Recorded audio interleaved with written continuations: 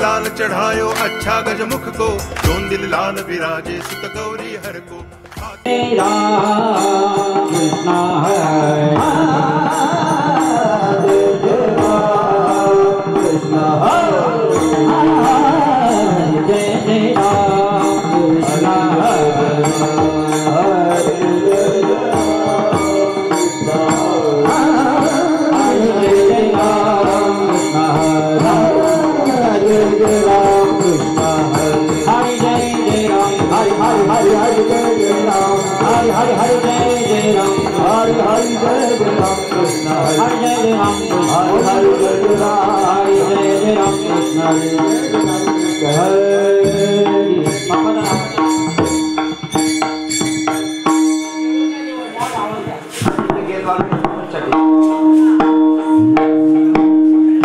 सुंदर त्रिजान उभे केवली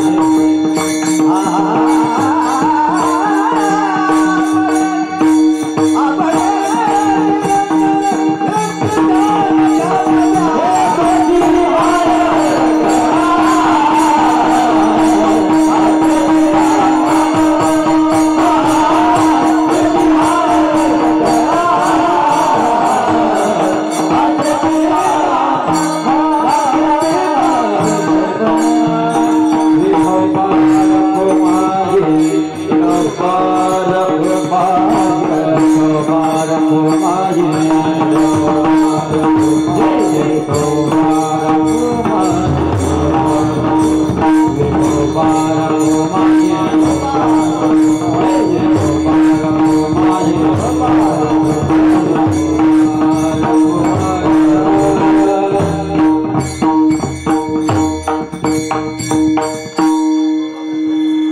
पुढं पुढं बसून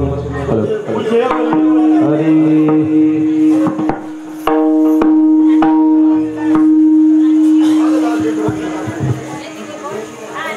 मागचे घ्या जोडून मागचे पण झालं माग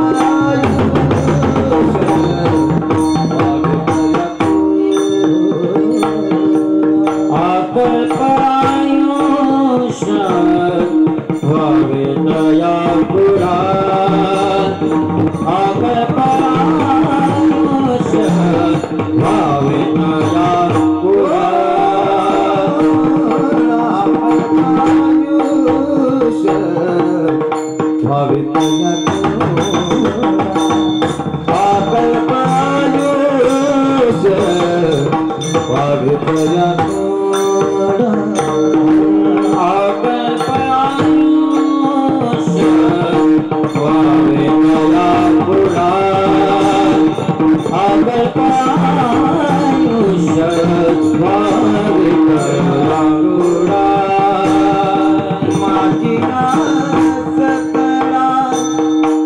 हरि दादा समाधिया मादिया सकरा घरचा मादिया सकरा घरचा समाधिया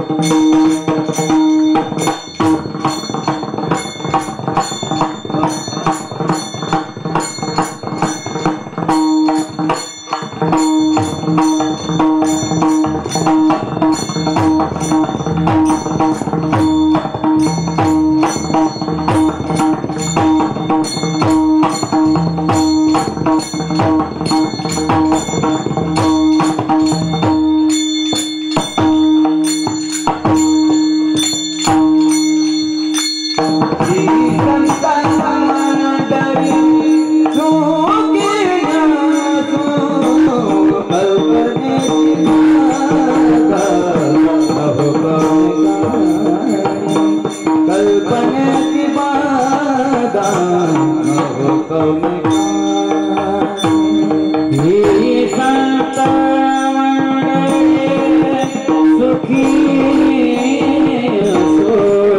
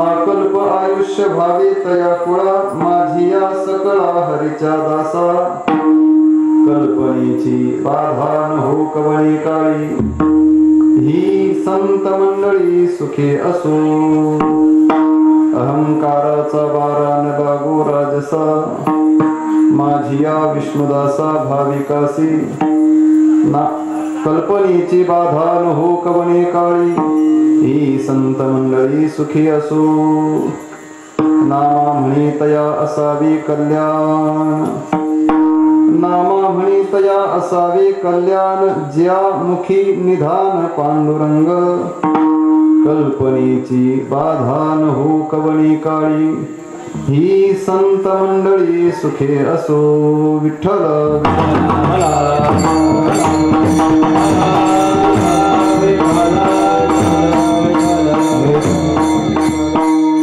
यं ब्रह्मा वरुणेन्द्र रुद्रमरुतस्तुन्वन्ति दिव्यैस्तवैर् वेदैः साङ्गपदक्रमोपनिषदैर्गायन्ति यं सामगाः ध्यानावस्थित तद्गतेन मनसा पश्यन्ति यं योगिनो यस्यान्तन्न विदुःसुरासुरगणा देवाय तस्मै नमः पाण्डुरङ्गाय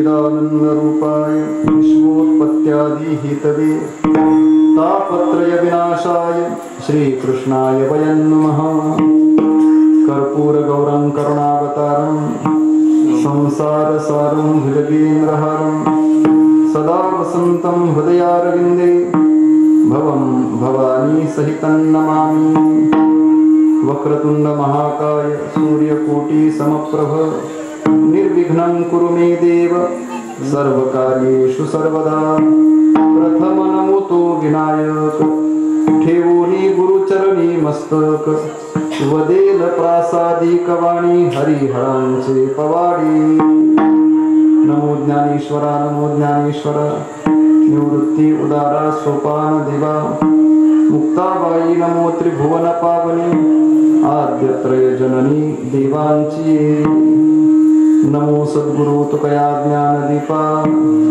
नमो सद्गुरु सच्चिदानंद रूपा नमो सद्गुरु भक्त कल्याण मूर्ती नमो सद्गुरु भास्करा पूर्ण कीर्ती आत्मरूप गणेशु स्मरण सकळ विद्यांचे अधिकरण तेची बंधु श्री चरण श्री गुरूंचे ते नमस्कारोनी आता संपाद्य ज्ञानंच विधाय भक्तिं विलोकितो येन समाधिराजः वैराग्यवन्तं सुविचारयुक्तं नमामि जोगं शिरसा गुरुन्तं सोनू पंत तथा कुणी आवडीने मामा असे बोलती नामे शंकर शंकरा सदा समकरा निसंग जो सन्मती पुण्यश्लोक चितो वार करी संप्रदायाचा अध्वर्यू खरा शोभतो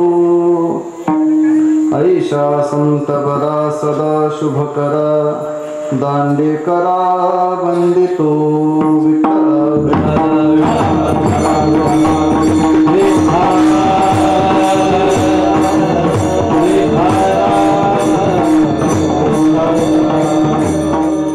आकल्प आयुष्य भावी तया कुळा आकल्प आयुष्य भावी तया कुळा माझिया सकळा हरीच्या दासा कल्पनेची बाधा न हो कवणी काळी ही संत मंडळी सुखे असो.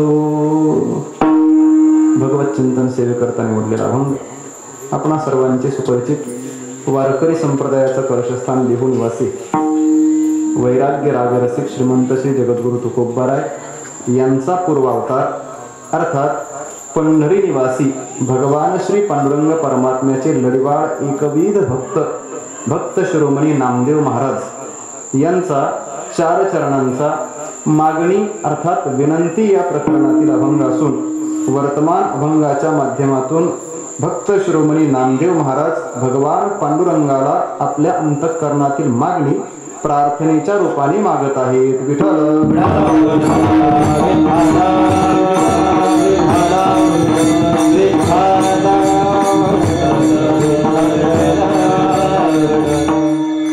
अभंग चिंतनाला प्रारंभ करण्यापूर्वी अगदी अल्पसा परिहार. आज आपल्या श्री क्षेत्र पारगाव गावांतर्गत असणाऱ्या पठार वस्ती पाण्याच्या टाकीजवळ मला वाटतं येण्याचा पत्ता टाकलेला आहे. पाण्याच्या टाकीजवळ पठार वस्तीमध्ये संपन्न होत असणारा हा नामयज्ञ 4.5 दिवसाचा किंवा 5 दिवसाचा हा जो उत्सव संपन्न होतोय या उत्सवाचं निमित्त सर्वांना ज्ञात आहे.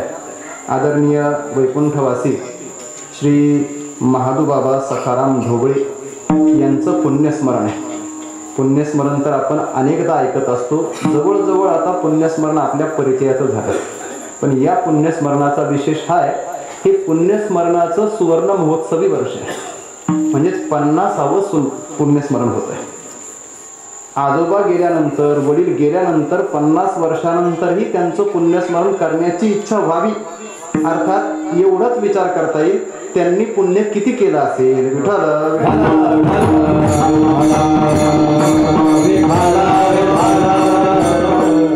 आदरणीय वैकुंठवासी महादूबाबा यांचा हा सर्वच ढोबळे परिवार त्यांचे सगळेच नातेवाईक. कारण आता फक्त ढोबळे परिवार म्हटलं तर मग कमी पडेल. कारण त्यांची मुलगी आणि त्या मुलांचेही पुन्हा पुढचे परिवार हे सगळे परिवार जिथं जिथं यांचे ऋणानुबंध जोडले गेलेले आहेत या सर्वांच्या वतीने हा 4 दिवसाचा 5 दिवसाचा नामयज्ञ सोहळा या ठिकाणी संपन्न होतोय. या उत्सवाची एक विशेषता ही आहे की या उत्सवाला बाहेरचे सांप्रदायिक पारमार्थिक हे तर मोठ्या संख्येने विशेष रूपाने आहेत पण एकाच घरातले सगळे नातेवाईक विशेष रूपाने उपस्थित आहेत. तुम्हाला जर ओळख पटत नसेल तर समोर बॅनरवर फोटो पाहायचा आणि याच्यात माणूस शोधायचा.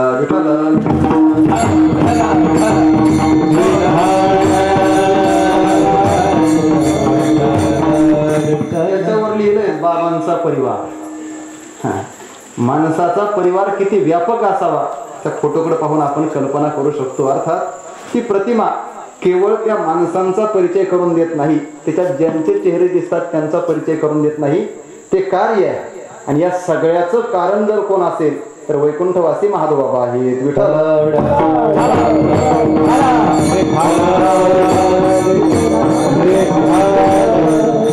धर्मशास्त्र असं म्हणतं की मुलांनी आपल्या पितरांसाठी काहीतरी केलं पाहिजे.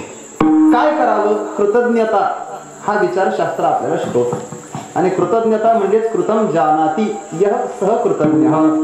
स्वतः आपल्यावर ज्यांनी ज्यांनी उपकार केले त्यांच्या उपकाराची जाणीव ठेवणं आणि त्या उपकारातून उत्तीर्ण होण्यासाठी प्रयत्न करणं याला कृतज्ञता म्हणतात. आजचा हा सोहळा होतोय ना हा कृतज्ञतेचा सोहळा आहे. ज्या पूर्वजांनी ज्या पितरांनी ज्या आजोबांनी आपल्या सर्वांना हे संप्रदायाचं म्हणा किंवा या विश्वामध्ये राहण्याचं सामर्थ्य निर्माण करून दिलं त्यांचं स्मरण करावं त्यांच्या ऋणातून उतराई होण्याचा प्रयत्न करावा ही सगळी याची संकल्पना आहे. आणि मग प्रतिवर्षी एका दिवसाचा सप्ताह होता नामयज्ञ होत असेल कार्यक्रम होत असेल पण 50 वर्षानंतर मुलांना नातवंडांना आता मला वाटते पतवंडे आले असतील. बाबांची पतवंडही असतील का? त्यांची पण आहेत अजून म्हणजे पंतू काय मुलगा नातू पणतू पुढं खापर पंतू ते पण असतील मला वाटतं एखादं तरी कुठंतरी आता नवीन एखादं उमरला असेल ना. मग हे सगळे 4-5 पिढ्या मिळून हा होत असणारा सप्ताह आता याला सप्ताह म्हणायचा का नाही हा प्रश्नच आहे कारण हा चतुर्दिवसीय आहे पंचदिनी आहे पण तरी सुद्धा हा सोहळा आज जो घडतोय ना याचा आनंद विशेष आहे. आपल्याला तर कायमची कीर्तन आहेत म्हणून आपल्याला काही वाटत नाही, पण ज्या कुटुंबाने हे आयोजन केलंय आणि हा सगळा अट्टहास एवढ्या दुर्गम भागातही करतायत आणि त्यांच्या प्रेमाला, त्यांच्या आपुलकीला, त्यांच्या आवाहनाला प्रतिसाद देण्याकरता एवढ्या मोठ्या संख्येने आपणही इथं उपस्थित आहात, त्याच्यावरनं या कार्यक्रमाच्या बुडाशी असलेले प्रेम आणि तळमळ दिसून येते. विठ्ठल विठ्ठल. माता पित्यांचं, पूर्वजांचं स्मरण सगळेच करतात, त्याला आपण श्राद्ध म्हणतो ना.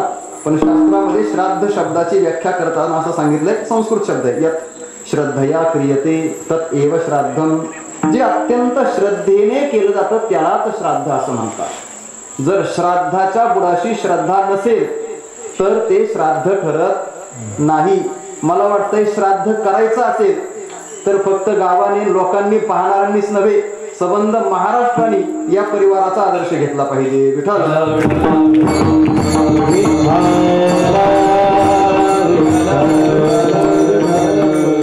परिवाराच्याच वतीने ही आजची 4थ्या दिवसाची हरिकीर्तन सेवा, आता 4था दिवस म्हणा किंवा उत्सवातील उपांत्य म्हणा, जागराची म्हणा, मागणीची म्हणा, काय म्हणता येईल ती म्हणा, अशी ही हरिकीर्तन सेवा परिवाराच्या वतीने आणि या उत्सवाचे आयोजक आदरणीय गोरख महाराज आहेत आणि आदरणीय आमचे ज्येष्ठ गुरुसम गुरुबंधू श्री हरिभक्तीपरायण श्रीकांतजी महाराज पातकर यांच्या आज्ञेने माझ्या वाट्याला प्राप्त आहे.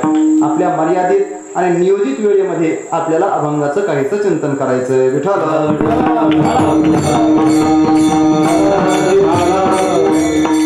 माझी अडचण थोडीशी असं झाली आहे की मी पत्रिका नीट पाहिली नाही, म्हणजे आता पाहायला होतच नाही. काय दररोजच्या पत्रिका ऐकून रोजचं मढ ते माणूस त्याच्यात बारकाईने पाहत नाही, आणि पत्रिकेवरचा वेळ आणि माझं कल्पना यांच्यात थोडीशी विसंगती झाली. मी 7 वाजता कीर्तन असेल या संकल्पने आलो होतो, पण इथं येत असताना एकनाथ महाराजांनी सांगितलं, नाथा महाराज म्हटले महाराज कीर्तनाची वेळ 6:30ची. मी अवसरीत होतो 6:30च्या दरम्यान. मी विचार केला आता आपण काय कीर्तनाला पोहोचत नाही, पण तरी सुद्धा धावत पळत आलो आणि मला वाटतं मी वेळेतच आलो. काय कोणाची शंका नसावी, कारण मी वेळेत आलो. हे मी का म्हणतोय, कारण मी येतपर्यंत हरिपाठ संपलेला नव्हता, मग मी वेळेत आलो का नाही. मग आता कीर्तन कधी सोडायचं याची वेळ कोण ठरवणार, आता ती पण मीच ठरवणार आहे. विठ्ठल.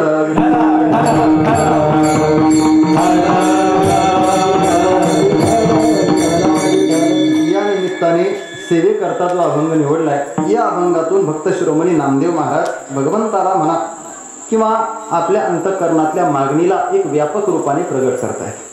ही मागणी व्यक्त करत असताना, प्रगट करत असताना, इच्छा व्यक्त करत असताना त्या इच्छेच्या बुडाशी असणारी नामदेवरायांची श्रद्धा, तळमळ आणि प्रेम आपल्याला पाहायला मिळतं.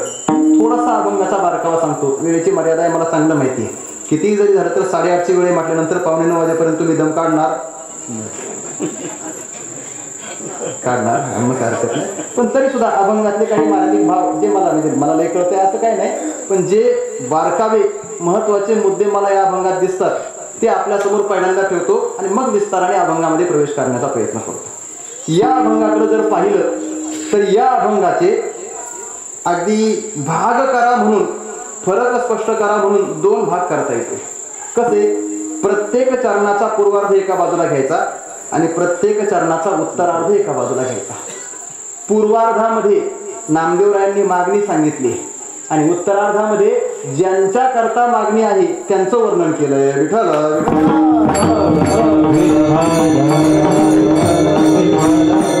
अगदी सरळ पहा. पहिलं चरण आहे आकल्प आयुष्य व्हावे तया कुळा. पूर्वार्धामध्ये मागणी आहे आणि मग ती कोणाला? हरीच्या दासा, ज्यांच्यासाठी मागणी आहे त्यांचं वर्णन उत्तरार्धात आहे. दुसरंही चरण तेच आहे, कल्पनेची बाधा न हो कवने काळी, मागणी पूर्वार्धामध्ये. उत्तरार्धामध्ये ही संत मंडळी ज्यांच्या करता मागणी त्यांचं वर्णन आहे. तिसऱ्या चरणामध्ये अहंकाराचा वारा न लागो राजसा मागणी आहे आणि कुणासाठी? माझिया विष्णुदासा भाविकासी, विष्णुदास भाविक हे त्यांचं वर्णन आहे. चौथं चरण आहे तसंच आहे, नामा म्हणे तया असावे कल्याण, त्यांचं कल्याण असावं, त्यांचं कल्याण व्हावं. कुणाचं? जयामुखी निधान पांडुरंग, हे त्या ज्यांच्यासाठी मागणे त्यांचं वर्णन आहे. विठ्ठल विठ्ठल.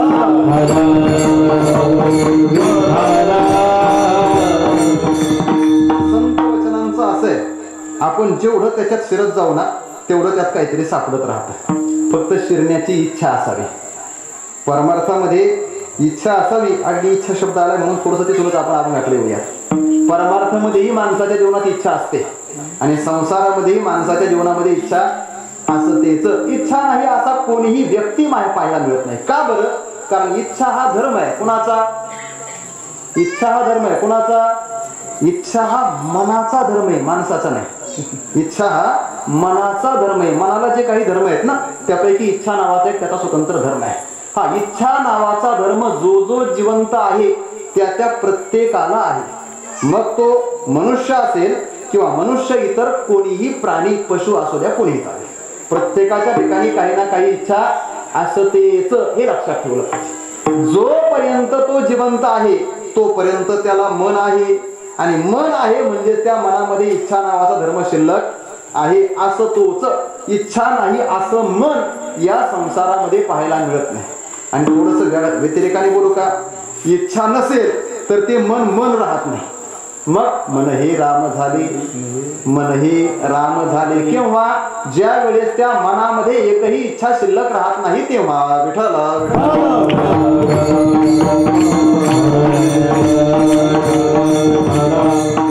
मनाचा इच्छेशी अत्यंत अनन्य संबंध आहे. मनामध्ये इच्छा राहते मग तो सांसारिक असू द्या त्यालाही इच्छा आहे आणि तो पारमार्थिक असू द्या त्यालाही इच्छा आहेच. याचा आवाज थोडासा कमीच ठेवा.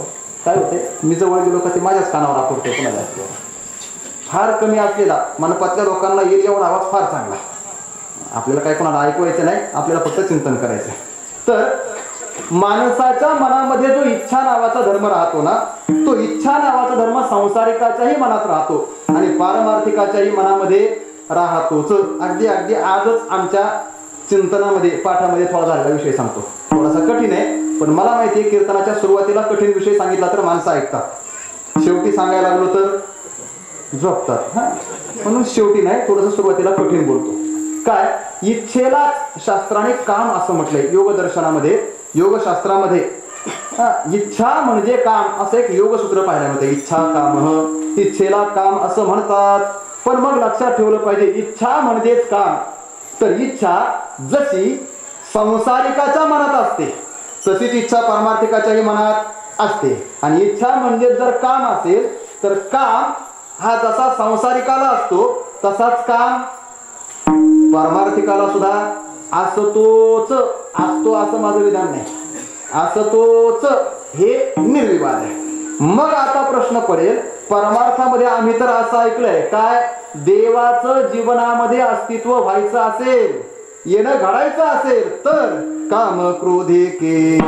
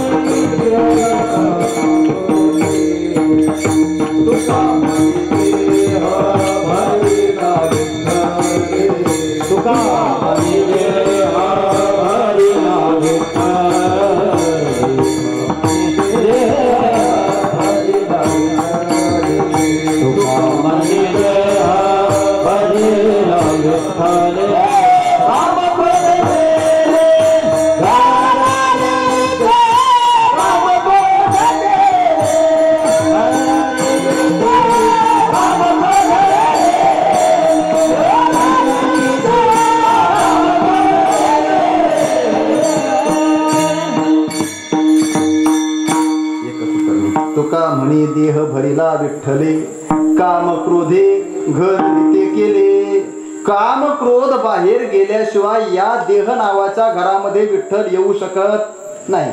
आणि आपण तर असा विचार केलाय संसारिकालाही इच्छा म्हणजेच काम असतो आणि परमार्थिकालाही इच्छा म्हणजेच काम असतो.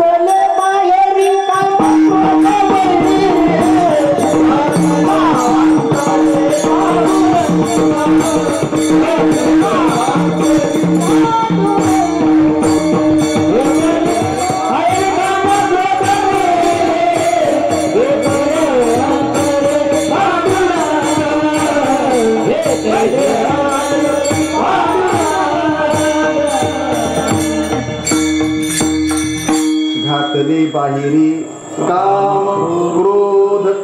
क्रोधांना बाहेर घातलं, कारण ते आपले कोण आहेत? वैरी आहेत.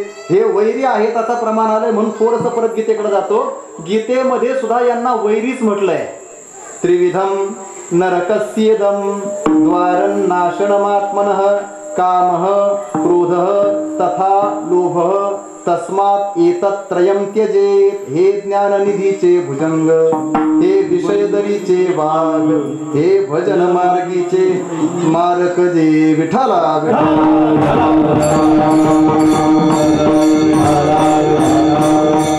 या कामक्रोधांची गोष्ट ज्ञानोबांनी फार विस्ताराने रंगवली आहे. आज आपल्याला त्यांचा विचार करायचा नाही, मला फक्त एवढंच सांगायचं आहे.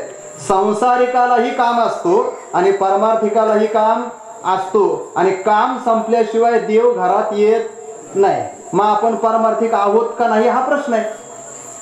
आपल्यात जर काम शिल्लक असेल, काम म्हणजेच काय सांगितलंय? इच्छा. काम म्हणजेच काय? इच्छा. इच्छा म्हणजेच काम. जोपर्यंत आपल्या जीवनामध्ये शिल्लक आहे तोपर्यंत त्याच्या जीवनातला काम अस्तित्वात आहे, म्हणून परमात्मा येऊ शकत नाही. मग आता आपली इच्छा शिल्लकच आहे. बरं, मरेपर्यंत माणसं काय? माणसं मरतात पण इच्छा मरत नाही असं म्हणतात. बरोबर आहे? माणसं मरतात पण इच्छा मरत नाही. आणि हा किती जणांचा अनुभव आहे. मी काय सांगायचं, तुम्हीच पिंडाला काय काय नैवेद्य ठेवता हे पाहता. हा, पिंडाच्या पुढे ठेवावे लागणारे नैवेद्य तुम्हाला माहिती आहेत ना, काय काय ठेवावं लागतं. हा, मग कोणाचा बटवा आणा, कोणाची पुडी आणा, कोणाची बाटली, आता काय काय ते असतील त्या इच्छा मला माहित नाही. पण या इच्छेचं व्यापक स्वरूप जर पाहिलं तर आपल्या लक्षात येतं माणूस मरतो पण माणसाची इच्छा म्हणजेच काम मरत नाही. आणि असं असताना जर कामाशिवाय माणसाचं जीवन शिल्लकच नसेल तर मग काम संपल्याशिवाय जो परमार्थ होत नाही आणि देव घरात येत नाही ते आपल्या जीवनात होणार कसं? विठ्ठला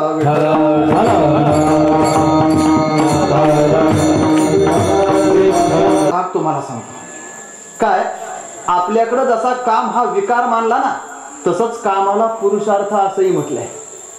हा, पुरुषार्थाचे 4 भेद आहेत. धर्म, अर्थ, काम आणि मोक्ष. पुरुषार्थ कशाला म्हणतात? पुरुषाने जे प्राप्त केलं पाहिजे त्याला म्हणतात पुरुषार्थ. हो, पुरुषाने जे केलंच पाहिजे त्याला म्हणतात पुरुषार्थ. मग धर्म माणसाने केलाच पाहिजे, अर्थ माणसाने कमावलाच पाहिजे, काम माणसाने जीवनामध्ये ठेवला पाहिजेच, आणि मोक्षापर्यंत माणसाने पोहोचलं सुद्धा पाहिजेच. मग काम हा जर पुरुषार्थ आहे, हा एकीकडचा विचार, तो परमार्थाशिवाय होत नाही. आणि दुसरा विचार हा आहे की कामाशिवाय परमार्थ सुरू होत नाही. मग या दोघांचा समन्वय साधायचा कसा? विठ्ठल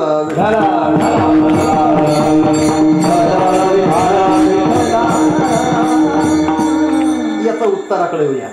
काय, कामाशिवाय परमार्थ सुरू होत नाही हे जरी खरं असलं तरी कामाशिवाय माणसाचा परमार्थ पूर्णही होत नाही हेही लक्षात ठेवलं पाहिजे. कसं काय महाराज?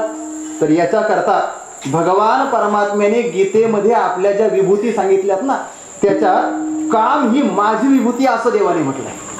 धर्माविरुद्धो भूतेषु कामोस्मि भरतर्षभ. हे भरतर्षभ, अहम भूतेषु धर्म अविरुद्ध कामः अस्मि. विठ्ठला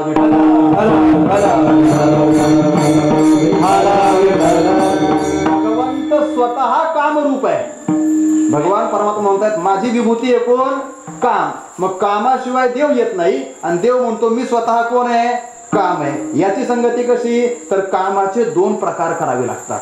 एक काम आहे जो धर्माला विरोध करणार आहे, हा, तो संसारात आहे, तो परमार्थाला बाधक आहे, तो संपल्याशिवाय परमार्थ सुरू होत नाही, हा एक विकार नावाचा काम आहे. पण पुरुषार्थ नावाचा काम ज्याला म्हटलंय ना, हा काम असा आहे जो धर्माला अविरुद्ध आहे. म्हणून काय, व्याकरणाच्या अंगाने जर पाहायचं झालं तर गीतेचा तो श्लोक आता आपण जो म्हटला ना, धर्माविरुद्धो भूतेषु, धर्म विरुद्ध नाही, धर्म अविरुद्ध, त्याचा अन्वय असा आहे. सवर्ण दीर्घ संधी आहे व्याकरणाच्या अंगाने, आणि त्याच्यामध्ये धर्म शब्दांचा विग्रह असा होतो धर्माला जो अविरोधी आहे असा भूतांच्या जीवनात असणारा काम, ती भगवान परमात्म्याची विभूती आहे. विठ्ठल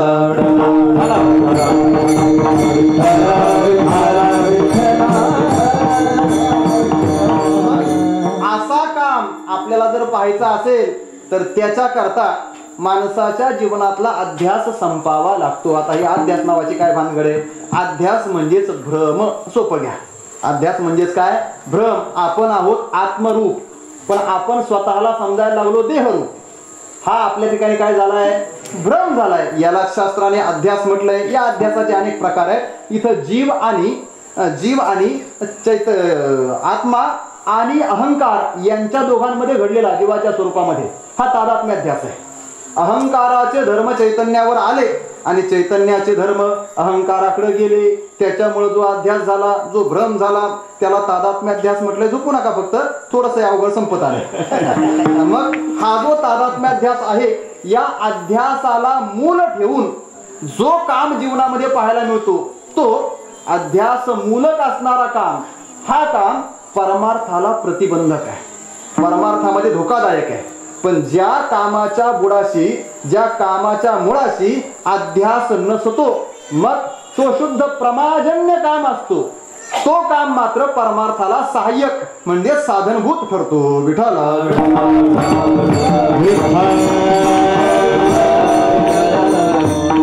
हे सगळं प्रस्तावनेत बोलण्याचं कारण सांगू का? कारण एवढंच आहे, आज नामदेव महाराज मागणी मागतायत. नामदेव महाराज काय करतायत? मागणी मागतायत. आणि मागायचं असेल ना तर अंतःकरणात इच्छा म्हणजेच काम असावा लागतो. काम असल्याशिवाय, इच्छा असल्याशिवाय माणूस मागत नाही. गरज असावी, इच्छा असावी, अपेक्षा असावी, तेव्हा तर माणूस मागतो ना. गरज नसेल माणूस मागेल का? नाही. इच्छा नसेल माणूस मागेल का? नाही. गरज आणि इच्छा यांचा समन्वय झाला तरच माणूस मागत असतो. आज नामदेव महाराज मागतायत कारण नामदेव महाराजांच्या जीवनातही काम आहे, पण कोणता काम आहे? धर्माला विरोध करणारा काम नाही, अध्यास मूलक काम नाही. मग त्यांच्या जीवनात असणारा काम हा प्रमाजन्य काम आहे, मोक्ष स्वरूप असणारा काम आहे, जो धर्माला अविरुद्ध आहे असा पारमार्थिक काम आहे. विठ्ठल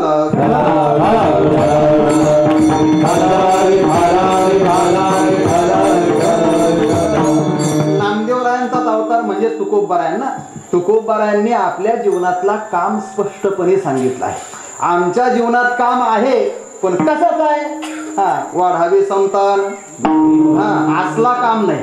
मग ल्यावे खावे बरे, असावे सदैव, हेची करी हाव, असला काम नाही. मग तुकोबरायांनी आपल्या जीवनातला काम सांगितलं आहे का?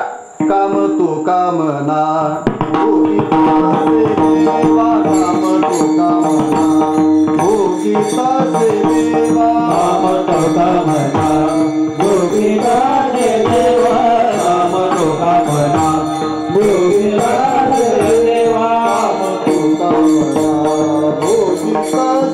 देवा, काम तो कामना, भोगी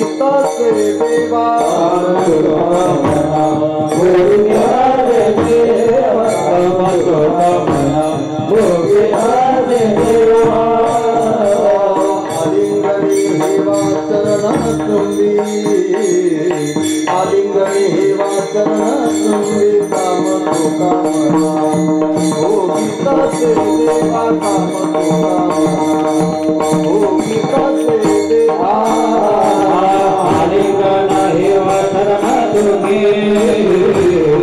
आलिंगन हेवा चरण तुम्ही, काम तो कामना, भोगिता से देवा, काम तो कामना, भोगिता से देवा, काम तो कामना, भोगी तसे देवा. तुकोबरायांनी आपल्या जीवनातला काम म्हणजे इच्छा सांगितली. काय काम आहे आमच्या जीवनात? भोगी तसे देवा, देव भोगण्याची इच्छा आहे. भोग काय? काम विकार आहे, इच्छा विकार आहे. आणि इच्छेतून, कामातून भोग भोगावा असं वाटतं ना. इतर काम नाही ना, पण भोगाची इच्छा म्हणजेच काम आहे. भोगण्याची अपेक्षा म्हणजेच काय? कामना आहे. आमच्याही जीवनात कामना आहे, भोगण्याचीच आहे. पण तुमच्यासारखा संसार भोगण्याची कामना नाही. मग देवाला भोगण्याची कामना आहे. आलिंगन द्यायचंय ना, मग पतीने पत्नीला आलिंगन देण्यापेक्षा देवाच्या चरणाला मिठी मारावी. आलिंगने हेवा हा चुंबनच घ्यायचंय ना, परमात्म्याच्या चरणाचं चुंबन करावं, हा देवाला भोगण्याचा संतांच्या जीवनातील काम आहे. विठ्ठल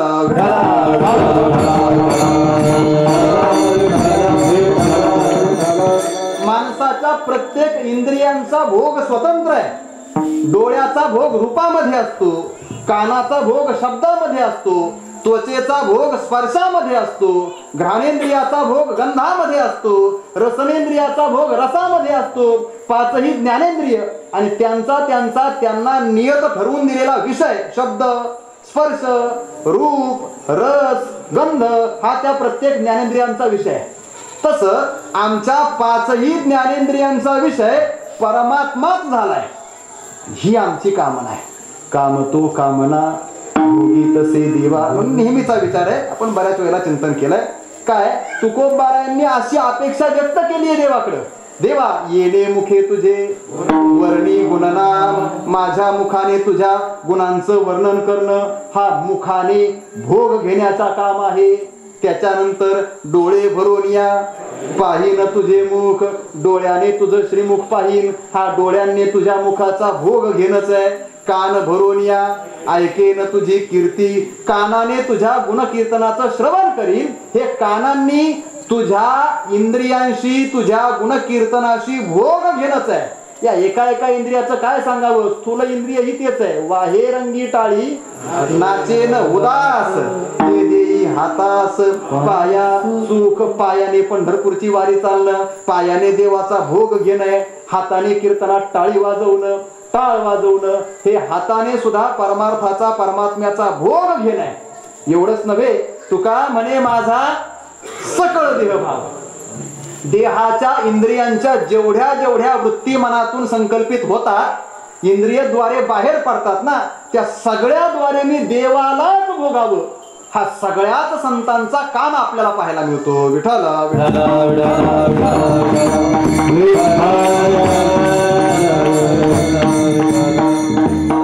परमार्थ करायचा म्हणजे दुसरं काय करायचं असते, आपल्या सर्वेंद्रियांच्या वृत्तीने देवाला भोगायचं, याचंच नाव परमार्थ आहे. परमार्थ करता कुठं जावंही लागत नाही. न लगे दंडने मुंडन येते काही, साधनाची नाही. आपल्या जवळ इंद्रिय आहेत आणि आपल्या समोर देव आहे, संपला विषय, परमार्थ सिद्ध झाला. विठ्ठल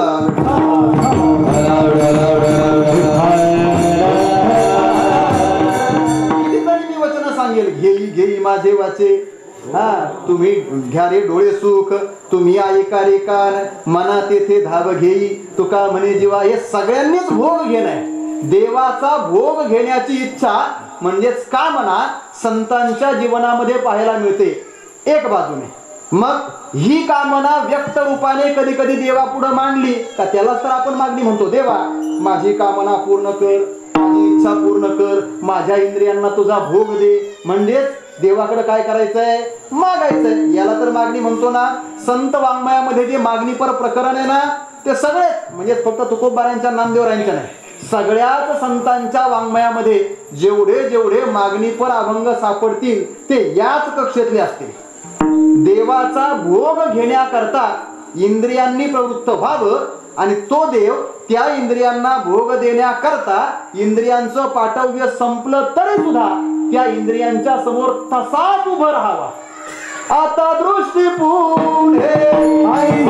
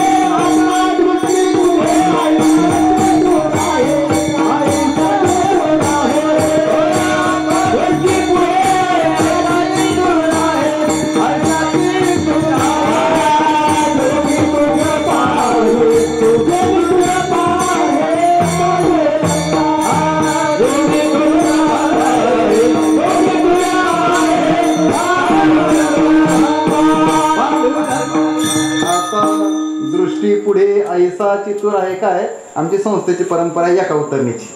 फळ परंपरेमध्ये 2 उतरण्या घेतल्या जातात, पण आमच्या परंपरेमध्ये एका उतरणीची सवय. मग आमचं निशाण जिथं पडतं तिथं बैलांनी थांबावा असा आमचा नियम असतो.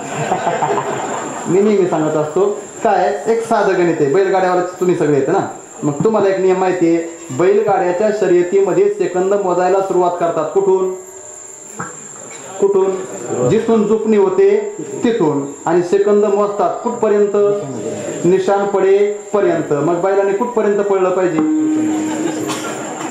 बैलाने कुठपर्यंत पळलं पाहिजे, निशाण पडेपर्यंत. आता काय आमचे गुरुजी विनोदाने म्हणजे ते भाषा आहे, बऱ्याच बैलांना निशाण पडल्यावरच जास्त अवसान येतं पाहिजे. त्याला माझा नाही लाजे विठ्ठल विठ्ठल.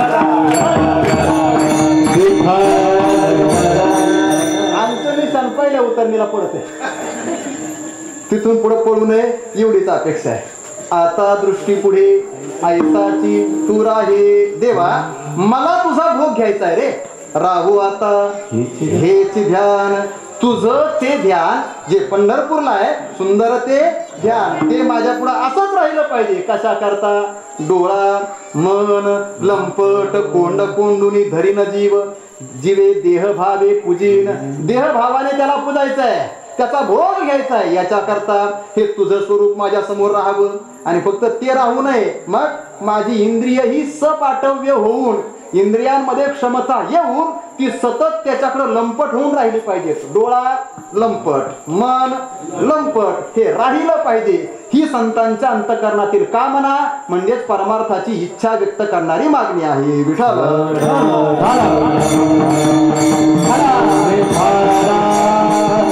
आता या पारमार्थिक मागणीमध्ये सुद्धा अनेक अंतर करता येतं. सांसारिक मागणी आणि पारमार्थिक मागणी अशी तुलनाही आपण करू शकतो. आपल्याकडे वेळेची मर्यादा आहे, त्याच्यावर अख्खं कीर्तन होईल. कारण संसारातल्या मागण्या किती सांगाव्या, उलट माझ्यापेक्षा तुमची जास्त यादी तयार असते. हा मग अस्माकम सकुटुंब काय मम आत्मनः, हा ते सगळंच लावून घ्या. पार द्विपद चतुष्पद षटपद जेवढे पद असेल तेवढे पद सहिता नाम क्षेम स्थैर्य आयु आरोग्य, अजून काय काय पाहिजे का, धनम, अजून जे लागत असेल ते इदम प्राप्त्यर्थम, ते सगळं मागणंच आहे ना आपलं. आपल्या अंतःकरणातील या सगळ्या इच्छा म्हणजेच कामना आहेत, त्या आपण सांसारिक म्हणून परमात्म्याच्या समोर प्रगट करतो. निदान एवढं तरी आपल्याला कळतं, देव बाप्पा मला हे आता बाप्पाचे दिवस आहेत ना, आता त्याचे दिवस आहेत, म्हणून त्याच्या समोर जावं आणि काहीतरी मागावं. काय झालंय आता, म्हणजे हा बोलावं का नाही हा फार कळीचा मुद्दा आहे. पण भगवान श्री गणेशाची सार्वजनिक स्थापना ही लोकमान्य टिळकांनी केली, बरोबर आहे. त्याच्यापूर्वी ही उपासना परंपराने चालू आहे, पण सार्वजनिक गणेशोत्सवाची सुरुवात केली लोकमान्य टिळकांनी. हेतू एवढाच होता, सर्व समाजाने एकत्र व्हावं आणि या एकत्रीकरणाचा फायदा स्वातंत्र्य प्राप्तीसाठी व्हावा. मग जी गोष्ट ज्याच्या करता झालीये ते काम सिद्ध झाल्यानंतर ती राहिली पाहिजे का, नाही ना. तृप्ती झाली जैसी साधने सरती आपैसी, पोट भरल्यानंतर हात धुवून ताट बाजूला सारायचं असते. जर स्वातंत्र्य मिळालं तर सार्वजनिक गणेशोत्सवाचा आता प्रयोजन काय, हा पहिला मुद्दा. पहिला मुद्दा आता सार्वजनिक गणेशोत्सवाचं प्रयोजन काय, आणि जर उपासना हेच प्रयोजन असेल तर त्याला उपासनेचं स्वरूप असावं, विडंबन त्याच्यामध्ये अजिबात नसावं. विठ्ठल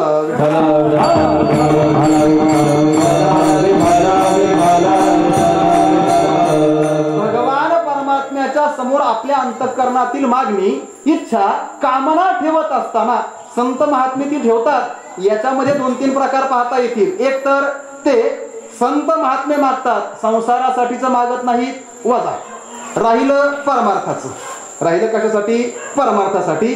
परमार्थासाठी मागत असताना सुद्धा स्वतःसाठी मागत नाहीत, इतरांसाठी मागतात. आणि इतरांसाठी म्हणत असताना कुणा एकासाठी मागत नसतात. मागत असताना किंबहुना सर्व सुखी, किंबहुना गाव सुखी, किंबहुना तालुका सुखी असं मागणं नाही. मग किंबहुना सर्व सुखी ही संतांची मागणी असते. पण लक्षात ठेवा, आज नामदेवराय या सर्व सुखी मागणीला फाटा देत आहेत आणि एका विशिष्ट समुदायाकरता मागतायत. अभंगाचं आयुष्य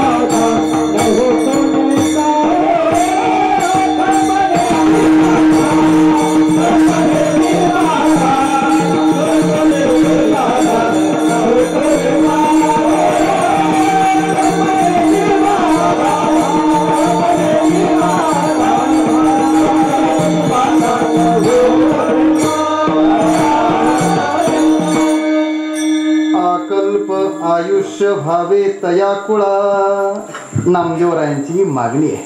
नामदेव महाराज मागतायत पण सर्वांसाठी आज मागत नाही. तर याचा अर्थ आजच्या नामदेवरायांच्या मागणीतून आपण सगळे काय झालो वजा, म्हणजे आपण हरीचे दास नाही आपण मान्य केलं. माझे असं कळा आपण वजा झालो हे आपण म्हटलो म्हणजेच आम्ही हरीचे दास आपण मान्य करतोय. आपण जर नामदेवरायांच्या या मागणीतला ज्याच्यासाठी मागायचंय त्या घटकातला एक म्हणून आपल्याला समाविष्ट व्हायचं असेल तर नामदेवरायांनी ज्या ज्या विशेषणांनी आज या महात्म्यांचं वर्णन केलंय ना त्या विशेषणामध्ये आपण आपलं जीवन बसवावं. हरीच्या दासा, संत मंडळी, विष्णुदासा किंवा ज्या मुखी निधान पांडुरंग विष्णुदास, हरिदास, संत मंडळी ज्याच्या मुखात पांडुरंग हे निधान आहे अशा लक्षणांनी त्यांचं वर्णन केलंय ज्यांच्या करता आज नामदेव महाराज मागत आहेत. मग नामदेव महाराज आज सगळ्यांकरता मागत नाही पण सांगू का तरी पण मी हेच म्हणेल नामदेव महाराज आज सगळ्यांकरताच मागतात. कसं काय नामदेवरायांची इच्छा एवढीच आहे की सगळ्यांनी हरीचं दास व्हावं आणि मग सगळ्यांकरता हेच मिळावं. विठाला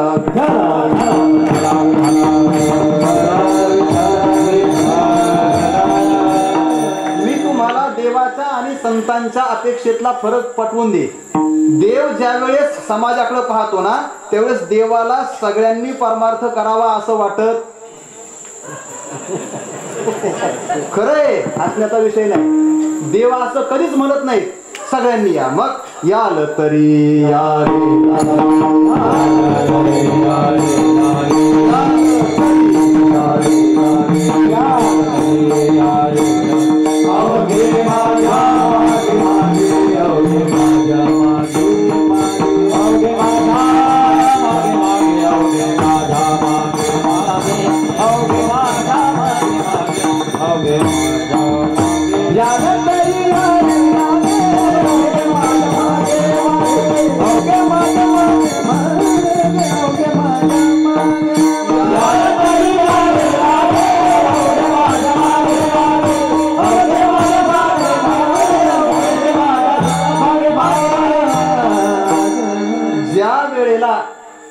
भगवान परमात्मा आवाहन करतो ना त्यावेळेस ते करत असताना सगळ्यांनी यावंच असं करत नाही. मग तुम्हाला गरज असेल तर या, गरज नसेल तर उलट जे गरज म्हणून आले त्यांची सुद्धा तो उपेक्षा करतो.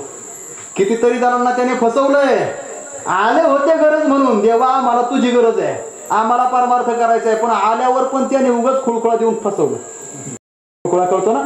लहान पोरग जर आईसाठी रडत असेल तर त्याचं म्हणणं एवढंच असतं आईने मला उचलून घ्यावं पण आई इतकी हुशार असते ती काय त्याला उचलून घेत नाही पण तरी सुद्धा पोराचं रडणं थांबवते. कसं खोळखोळा देऊन. तसं देव सुद्धा आपल्या हातात एक एक खोळखोळा देतो. तुम्हाला सांगू तो विभीषण रावणाची लाथ सहन करून देवाकडे आला होता. माहिती आहे सगळ्यांना. रावणाने त्याला लाथ मारली आणि मग तो रामप्रभूंकडे आला होता. बरं, निस्ती रावणाला टाकून आला होता का लंकेला पण सोडून आला होता? लंकेला सुद्धा सोडून आला होता. मग जो लंका सोडून आलाय देवासाठी, देवाने त्याला परत लंका नावाचा खुळखुळा का द्यावा? देवाने त्याला स्वतःबरोबर घेऊन जायला पाहिजे होतं ना. पण देवाने त्याला स्वतःबरोबर नेलं नाही. याच्यात नामदेवराय बिभीषणाला नाव ठेवतात, म्हणते बिभीषण शहाणा. पण मी म्हणतो बिभीषण शहाणा किंवा अतिशहाणा किंवा अतिमूर्ख हे बिभीषणाच्या कर्तृत्वावर नाही, मग देवाच्या इच्छेवर अवलंबून आहे. विठ्ठल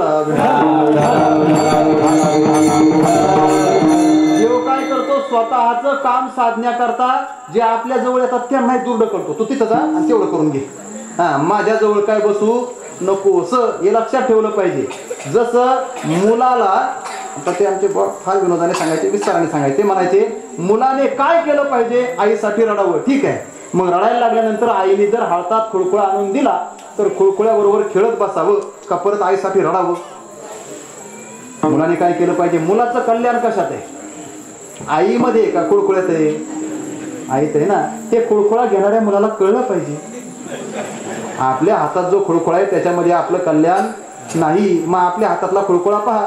पर बायका पोरांपासून तर शेतीवाडी घरदार याच्यापर्यंत हा सगळा काय देवाने दिलेला आहे? खुळखुळाचे. तुमचा खुळखुळा केवढा आहे त्याने पाहावं. पण सांगू का, एकदा का त्या खुळखुळ्यावर पाय दिला, त्याचा भुगा केला, मग देव नावाच्या मातेशिवाय आपल्याला दुसरा पर्यायच राहत नाही. विठ्ठल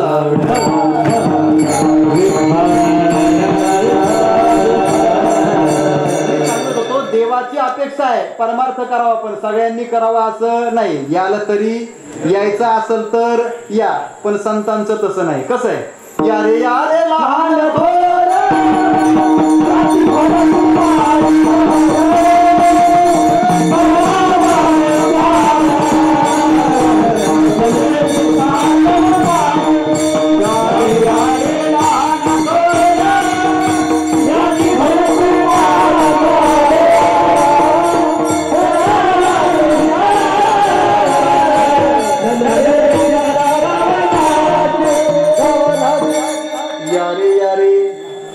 काही जण माणसं स्त्रिया आमच्या गावातले या जातीचे असं नाही. मग यारे यारे लहान थोर बर जातीचे याती बोलते माणसं का बाया नारी नर बर विचार करून करावा विचार न लगे करावी चिंता न लगे. चिंता करू नका, विचार करू नका, सर्वांनी या आणि हरिदास व्हा, एवढीच संतांची अपेक्षा आहे. आज नामदेव महाराज मागतायत हरीचा दासा करता, पण नामदेव महाराजांचं पहिलं म्हणणं हे आहे सगळ्यांनी काय व्हायला पाहिजे? हरीचं दास व्हायला पाहिजे. आणि एकदा का सगळे हरीचे दास झाले का मग अकल्पायुष्य व्हावे तया कुळा. जे जे हरीचे दास झालेत ना त्या सगळ्यांना माझी आस कळा, हरीचा दासा काय व्हावं? अकल्प आयुष्य व्हावे, त्या कुळाला व्हावं. आता हा कुळ शब्द किती व्यापक वापरायचा हा स्वतंत्र विचार आहे. मनूचं कुळ घ्या. कुळ म्हणजेच फक्त ढोबळे परिवार आणि ढोबळे कुळ एवढा अर्थ घ्यायचा नाही. मग इथं आलेले सगळेच त्याच कुळातले. कोणत्या? मनूच्या कुळामधले. आता हे मनूचं नाव घ्यायची पण भीती आहे. काय महाराज, म्हणजे मला फार खंत वाटते कधी कधी. ज्याला शास्त्राचं अध्ययन थोडंफार कळतं ना त्या माणसाला या गोष्टी सहनच होणार नाहीत. अशा आपली संस्कृती आपली परंपरा आपल्याकडनं जतन झाली पाहिजे. या महाराष्ट्राला आतापर्यंत महाराष्ट्र म्हणून कुणी जगवलं असेल तर ते आपल्या संस्कृतीने जगवलंय. आणि लक्षात ठेवा याच संस्कृतीत भगवान परमात्म्याने याल तरी असं म्हटलंय आणि ज्यांना यायचे त्यांनीच या म्हटलंय. पण संतांची मात्र अपेक्षा ही आहे करावा विचार न लगे चिंता कवनासी. मग यारे यारे लहान थोर सर्वांनी यावं. तसं नामदेवरायांची आजची इच्छा हीच आहे. काय? सर्वांनी हरीचं दास व्हावं. प्रत्येक कुळ प्रत्येक कुटुंब प्रत्येक परिवार. आज आदरणीय वैकुंठवासी महादेवबाबांचा परिवार हा या कक्षेमध्ये बसतोय. अकल्प आयुष्य व्हावे या कुळा. तसं नामदेवरायांची इच्छा आहे जेवढे जेवढे कुळ जेवढे जेवढे मनुष्य समुदाय या संसारामध्ये वंश परंपरेने अव्याहतपणे चालू आहेत ना, त्या प्रत्येकाने या हरीच्या दासाच्या परंपरेमध्ये सहभागी व्हायला पाहिजे. प्रत्येकाने हरीचा दास व्हायलाच पाहिजे. आणि प्रत्येकाने हरीचा दास व्हावं म्हणजे जो जो हरीचा दास झालाय त्या प्रत्येकाचं कुळ आकल्प म्हणजे कल्पांतापर्यंत जिवंत राहावं ही नामदेवरायांची इच्छा आहे. विठ्ठल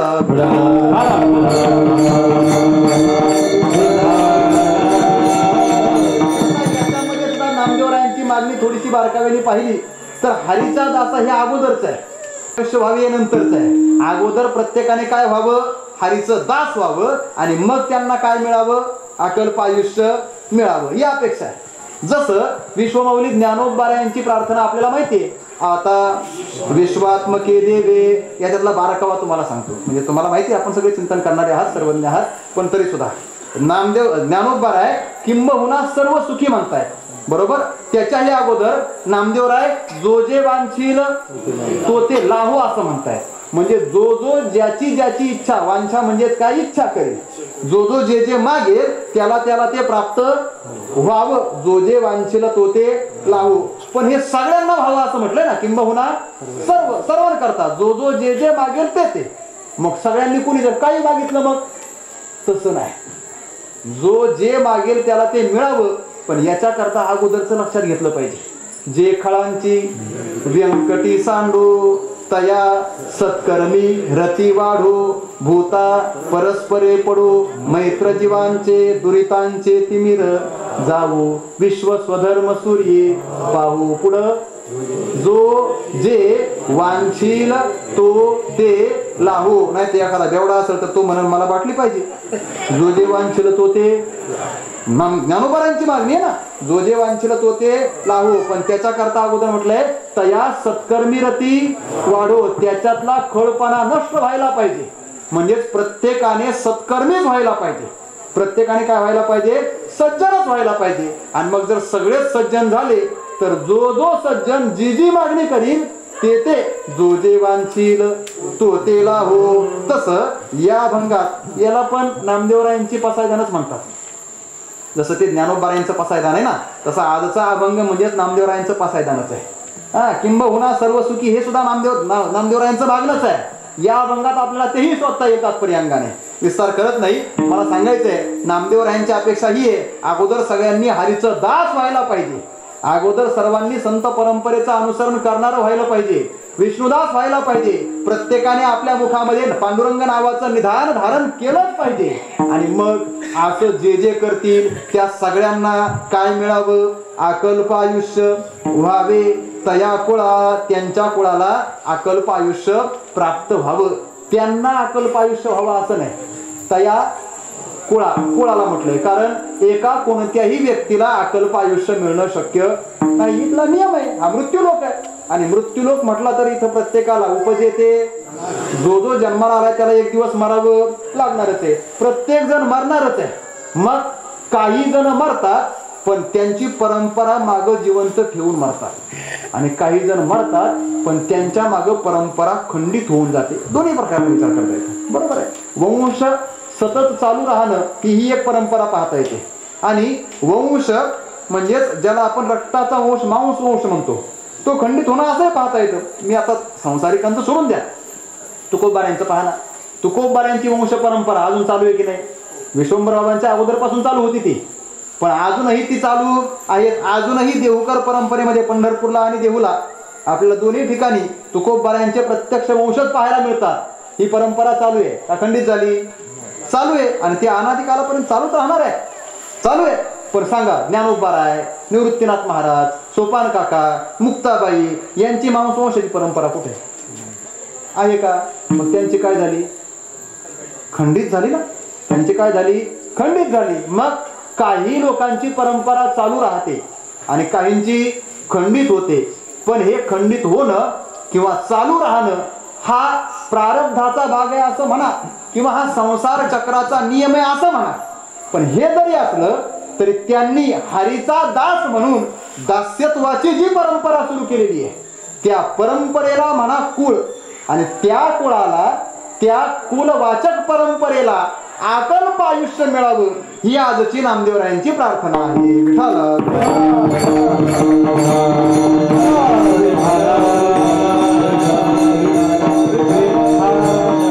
या परंपरेला मिळालं पाहिजे, या कुळाला मिळालं पाहिजे. एक माणूस अकल्प होऊ शकत नाही का? कारण कल्प म्हणजे काय आता माहितीये. गीतेमध्ये त्याचा विस्ताराने विचारलाय. सहस्रयुग पर्यंतम हरियत ब्रह्मणो विदुः रात्रीम युग सहस्रांताम तेहो रात्र विदो जनाः. या युगाची कल्पाची मर्यादा सांगितलेली आहे. एक कल्प म्हणजे किती? एका ब्रह्मदेवाचं आयुष्य म्हणजे एक कल्प. फरक ठरवून घ्या. किती किती? एका ब्रह्मदेवाचं आयुष्य म्हणजे एक कल्प. मग आता ब्रह्मदेवाचं आयुष्य किती आहे? तर ब्रह्मदेवाचं आयुष्य आहे 100 वर्षाचं. जास्त एकही दिवस नाही, वर्ष नाही, महिना नाही, असं नाही. एक दिवस सुद्धा जास्त नाही. फक्त मोजून किती वर्ष? 100 वर्ष. कारण नियम आहे या मृत्यू लोकाचा. अल्प आयुष्य मानवी देह गणिले किती? 100च गणिले. मग ब्रह्मदेव तरी त्याच्याकडून सुटणार आहे का? कारण जीवाच्या गणितामधला सगळ्यात मोठा जीव म्हणजे ब्रह्मदेव. ब्रह्मेशाना परवते वाढणे नाही जीवाते. जीव जीव जीव जीव सगळ्यात मोठा जीव कोणता? किडा मुंगी हे छोटे जीव, आणि सगळ्यात मोठा जीव म्हणजे ब्रह्मदेव. संपलं. त्याच्या पुढे जीवाची मर्यादा संपली. तिथून पुढे गेला मग तो देव. ब्रह्मदेव हा कोण आहे? एक जीवच आहे, आणि त्याचं आयुष्यही 100 वर्षाचंच आहे. मग ब्रह्मदेवाचं आयुष्य 100 वर्षाचं आहे, तर मग त्याचं ना आपलं कसं गणित लागायचं? तर ब्रह्मदेवाची 100 वर्ष मोजण्याचं परिमाण वेगळं आहे. म्हणून गीतेने सांगितले रात्रीम युग सहस्रांताम तेहो रात्र विदो जनाः सहस्रयुग पर्यंतम अहह यत ब्रह्मणः विदुः ब्रह्मणः यत अहह विदुः तत् सहस्रयुग पर्यंतम. ब्रह्मदेवाचा जो दिवस आणि रात्र सांगितलेली आहे ती केवढी आहे हे लक्षात घ्या, आणि मग 100 वर्ष मोजा. काय म्हटले? आता चालू आहे कलियुग. कलियुगाचं आयुष्य किती? 4,32,000 वर्ष. कलियुगाच्या अगोदर होतं द्वापार युग. द्वापार युगाचं आयुष्य 8,64,000 वर्ष. त्याच्या अगोदर होतं त्रेतायुग. त्रेतायुगाचं आयुष्य 12,96,000 वर्ष. आणि त्याच्या अगोदर होतं कृतयुग, म्हणजे त्याला सत्ययुग म्हणतात. तर सत्ययुगाचं आयुष्य होतं मला वाटतंय 17,28,000 वर्ष. तर मग आता 17,28,000 हे नंतर गणित करीत बसा. 17,28,000 अधिक 12,96,000 अधिक 8,64,000 अधिक 4,32,000 एवढं सगळं मिळून एक महायुग होतं. कृत, त्रेता, द्वापार आणि कली या 4 युगांचं मिळून एक काय बनलं? महायुग बनलं. असं एक महायुग आता जेवढे सांगितले ना, 4,32,000 8,64,000 12,96,000 17,28,000 या सगळ्यांचं मिळून एक बनलं काय? महायुग. असं एक महायुग गेलं. फक्त तेवढं नाही, मग अशी 1000 महायुग गेली. असे किती महायुग गेली? 1000 सहस्त्र म्हणजे 1000 युग पर्यंतम. अशी 1000 महायुग गेली का ब्रह्मदेवाचा एक दिवस झाला. ब्रह्मदेवाचा एक काय झाला? दिवस. तुम्ही मोजत बसा मला त्याचे तास किती, मिनिटं किती, सेकंद किती. मी काय सांगणार नाही, मला ते कळतही नाही, माझं गणित कच्चं आहे थोडं. पण अशी 1000 महायुग गेली म्हणजे ब्रह्मदेवाचा एक काय झाला? दिवस. रात्रंदिवस नाही, फक्त दिवस. आणि पुन्हा 1000 गेली म्हणजे रात्र. म्हणजे 24 तासाचा त्याचा पूर्ण दिवस जायचा असेल तर 2000 महायुग गेले पाहिजे. किती? 2000 महायुगाचं देवाचं 24 तासाचं एका दिवसाचं गणित झालं ब्रह्मदेवाचं. मग असे 30 दिवस गेल्यावर ब्रह्मदेवाचा एक महिना. करीत बसा आता घरी गेल्यावर, लय डोक्याला ताण देऊ नका. आलं लक्षात? सहस्र युगांचा ब्रह्मदेवाचा, सहस्र महायुगांचा दिवस आणि सहस्र महायुगांची रात्र असा मिळून एक दिवस झाला 24 तासाचा. आणि असे 30 दिवस गेले म्हणजे ब्रह्मदेवाचा एक महिना. असे 12 महिने गेले म्हणजे ब्रह्मदेवाचं एक वर्ष. आणि असे 100 वर्ष ब्रह्मदेवाचं आयुष्य, याला म्हणायचं एक कल्प. विठाला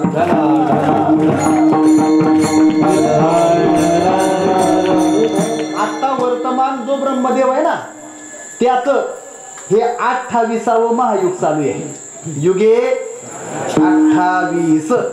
हे 28 युग म्हणजे 28 युग झाली असा त्याचा अर्थ करायचा का?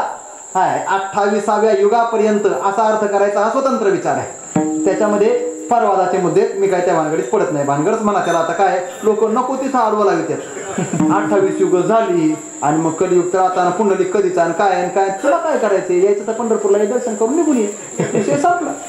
काय हा पांडुरंग परमात्मा जेव्हा नव्हते चराचर तेव्हाही पण होता. म्हणजे प्रत्येक महायुगामध्ये तो पुन्हा येतोय. पुंडलिक राय पुन्हा येतात, ते सेवा पुन्हा करतात आणि हा पुन्हा त्यांचं निमित्त करून येतोच आहे. त्याच्यामुळे 28 झाले म्हणा, 28,000 झाले म्हणा, किती होईल ते, कारण ही अनादी परंपरा चालू आहे. ही परंपरा कशी चालू आहे, अनादी चालू आहे. पण या ब्रह्मदेवाचा वर्तमान जे मन्वंतर चालू आहे, ज्या मनूचा काळ चालू आहे, जो इंद्र चालू आहे, त्या इंद्राच्या मन्वंतराच्या काळामध्ये या ब्रह्मदेवाच्या 28व्या युगामध्ये आपण आहोत, म्हणून युगे 28 असा विचार आहे. तर असा हा ब्रह्मदेवाचा एका आयुष्याचा काळ 100 वर्षाचा काळ म्हणजेच एक कल्प आहे. नामदेव महाराज म्हणतायत, जे हरीचे दास होतात, ज्यांनी जीवनामध्ये हरीचं दास्यत्व स्वीकारलंय, अशा माझिया सकळा हरीचा दासा, त्यांना काय व्हावं, आ कल्प, आ हा उपसर्ग पर्यंत अर्थामध्ये लागतो, म्हणजे कल्पाच्या अंतापर्यंत यांचं कुळ जिवंत राहावं. अकल्प आयुष्य व्हावे तया कुळा. ब्रह्मदेवा एवढं आयुष्य कोणालाच मिळणार नाही, कोणी एवढं जगूही शकत नाही. देव नाही जगू शकला तर आपली काय मर्यादा आहे. आपण म्हणजेच दर्याने खसखस अशी अवस्था आहे, आपलं काहीच नाही कुठं लागणार. मग आपण एकच करावं, काय, आपली ही साधनेची, दास्यत्वाची, हरिभक्तीची परंपरा जसं पूर्वापार आतापर्यंत चालू आहे आणि भविष्यातही आचंद्र सूर्य चालूच राहणार आहे, तसं माझे हरीचे दास, त्या हरिदासांचं कुळ, त्यांची वंश परंपरा, मग ती मांस वंशाची म्हणा, विद्या वंशाची म्हणा, किंवा अजून तिसऱ्या अंगाने साधन वंशाची म्हणा, पारमार्थिक वंशाची म्हणा, या सगळ्या अंगाने त्यांना किती आयुष्य मिळावं, आकल्प आयुष्य व्हावे तया कुळा. आज आपण म्हणू शकतो, जर एवढा गोमटा आणि एवढा देखणा उत्सव जर आपल्या आजोबांच्या वडिलांच्या निमित्ताने हा परिवार करत असेल, तर यांच्यासाठी, या कुळासाठी असं म्हटलं पाहिजे, आकल्प आयुष्य व्हावे तया कुळा. पण केव्हा, जर हे आयुष्यभर आणि कायमस्वरूपी असेच हरीचे दास राहत असतील तर विठाला विठाला.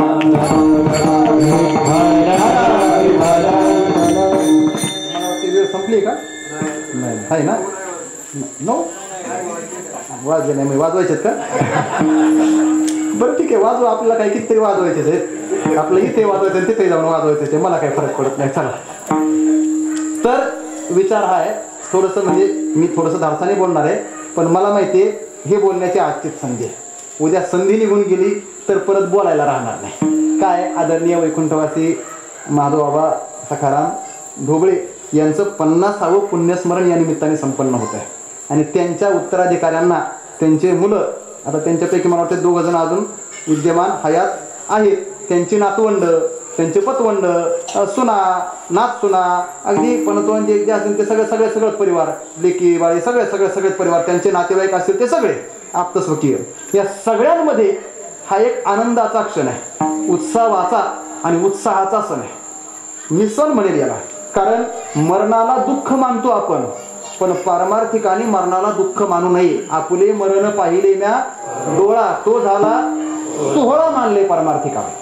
पारमार्थिकाने मरणाला सोहळा मानावा आणि त्याचा सोहळा करावा, पण परमार्थिकाने आणि परमार्थिकाकडनंच येऊन शक्य आहे. जो परमार्थ करत नाही ना, तो मरणाला घाबरतो, असा एक नियम आहे. पारमार्थिक मनुष्य मरणाला कधीच घाबरत नाही, उलट तो म्हणतो मरणाला, मृत्यूला, म्हणजे यमाला तो छाती ढोकून सांगत असतो, माझा परमार्थ करून कधीच झालाय, मग तुला कधी यायचं तेव्हा ये आणि मला घेऊन जा, मी काय कोणाच्या बापाला घाबरत. फक्त ते म्हणण्याकरता आणि एवढं उदात्त होण्याकरता माणसाच्या अंतःकरणाच्या खोलपर्यंत परमार्थ रुजलेला असला पाहिजे, तितक्या आतमध्ये तो गेलेला असायला पाहिजे. मला आनंद याचा वाटतोय की आदरणीय वैकुंठवासी माधवबाबांच्या निमित्ताने हा एवढा गोमटा उत्सव होतोय. त्यांच्या परंपरेने किती जन्माचं पुण्य केलं असेल माहिती नाही, पण सांगू, हे असंच चालू राहण्याकरता हे पुण्य टिकलं पण पाहिजे. पुण्य खर्च करायचं नसतं परमार्थिकाने. परमार्थिकाने आपण कमावलेलं पुण्य खर्च करायचं नसतं. खरा व्यावहारिक कोण, ज्याच्या जवळ पैसा आला का पैशाला जन्म ठेव, त्याला म्हणायचं खरा व्यावहारिक. तो कोण झाला खरा व्यावहारिक. पैसा कमावला का तो विनाकारण, काय कारण असलं तरी खर्चत नाही. पोराच्या मास्तरने रडून रडून 3-3 वेळा पोराकडे फी मागितली, तर याच्या खिशात बंडल असतात पण 100 रुपये काढून देत नाही. का? त्याला द्यावं वाटतच नाही. हा, संपत्तीचं वितरण करावं हे कंजूस माणसाला कधीही वाटत नाही. लक्षात ठेवलं पाहिजे. पारमार्थिकाची वृत्ती तशी असली पाहिजे. आपण कमावलेलं पुण्य ही आपली संपत्ती आहे, ती कुठेही खर्च करायची नसते. फार अवघड आहे. सध्या काय झालंय, पुण्य करायचं थोडं आणि खर्च करायचा जास्त. हा, म्हणजे आता ते मसाला केवढ्याचा आणि काय केवढ्याचा ते म्हणतात ना काहीतरी, सोडून द्या, ते लयच ग्राम्य भाषा आहे, लय सोळा आहे. पण लक्षात ठेवलं पाहिजे आपली कमाई किती असते. हा, आपली कमाई किती आहे आणि आपण खर्च किती करतो. आपण जेवढं पुण्य कमावतो ना, जेवढं धन कमावतो त्यातलं 10%, 15%, 20% खर्च करावं. पोटाला लागतं तेवढं खर्च करावं आणि बाकीचा संग्रह करून ठेवायचा असतो. कारण माणसाची वृत्ती संग्रही पण असावी. कशासाठी? भविष्यासाठी. विचार केला पाहिजे ना. मग आपण परमार्थामध्ये पुण्य नावाचं धन कमावतोय तर ते असंच उधळायचं असतं का? ते पण काय केलं पाहिजे, संग्रह करून ठेवता आलं पाहिजे. नाहीतर मग चुका म्हणे कार्य सुकुमार झालासी काय जाबदेसी. त्यावेळेस ते विचारतील कुठे आहे तुझं पुण्य, खपलं? आणि मग तिथं काय दाखवणार? ते संपवायचं नसतं, मग ते साठवून ठेवायचं असतं. आणि पुण्य साठवून ठेवायचं म्हणजेच आपण केलेलं पुण्य दाखवायचं नसतं. आपण केलेलं पुण्य दाखवायचं. मी एवढं करतोय, मी तेवढं करतोय, आणि मी एवढा नामजप करतोय, मी एवढी कीर्तन ऐकतोय, मी एवढी कीर्तन करतोय, आणि माझ्यासारखं भजन कुणीच करत नाही. हे दाखवलं का आपण केलेल्या पुण्याचा खर्च लगेच झाला. म्हणून आपण कमावलेलं पुण्य कधीही खर्च करायचं नसतं, ते साठवून ठेवायचं असतं. जैसे नाना कृषीवरू आपुले झाकी बीज पेरिले.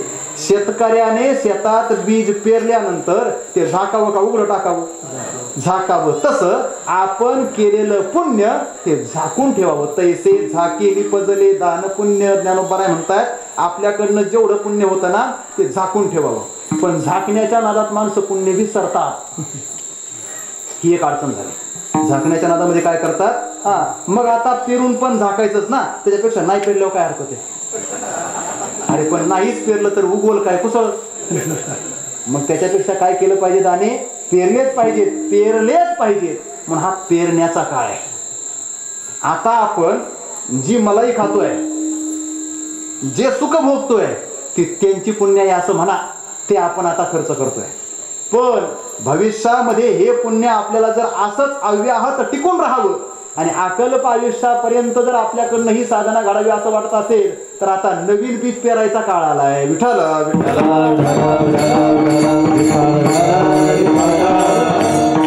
मला आनंद याचा वाटला, तुम्ही फोटोवर घरातल्या सगळ्यांचा नातेवाईकांचा सगळ्यांचा फोटो टाकलाय ना त्या बॅनरवर, सगळ्याच असतील ना जवळजवळ, करायला कोणी हुकून चुकून नाही. मग हे प्रदर्शन जे आपण केलंय ही फार जमेची बाजू आहे. या निमित्ताने आता आम्हाला पाहता येते त्याच्यात कोणाकोणाच्या गळ्यात माळा आहे. नाही, मी हे थोडंसं धाडसाने बोललोय, मी सुरुवातीला बोललोय, मी हे धाडसाने बोलतोय का, कारण आता पेरायची काळ आहे.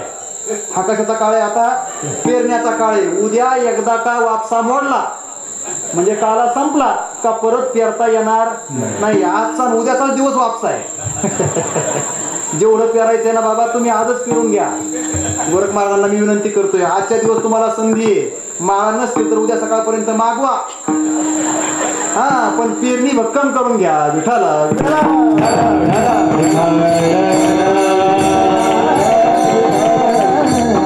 दोघे परिवारातला एकही माणूस बिनमाळकरी नाही राहिला पाहिजे. हो, ही माझी मनीषा आहे. काय तुमच्यापासून काही न्यायचंय नाही मला आणि तुम्हाला काही द्यायचंय नाही. पण एवढं जर झालं ना, आपलं हे 50वे वर्ष म्हणजे सुवर्ण महोत्सवी पुण्य स्मरण सफल झालं असं समजा. तेवढं सोडून द्या, टाळ्या वाजवायच्या अगोदर माळा घाला मग टाळ्या वाजवा, एवढीच अपेक्षा आहे. कारण आपण आयुष्यभर हे लक्षात ठेवू शकतो काय, आमच्या आजोबांच्या, आमच्या वडिलांच्या, आमच्या पंजोबांच्या, आमच्या सासऱ्यांच्या, आमच्या आजे सासऱ्यांच्या 50व्या पुण्यस्मरणामध्ये आम्ही माळा घातल्या.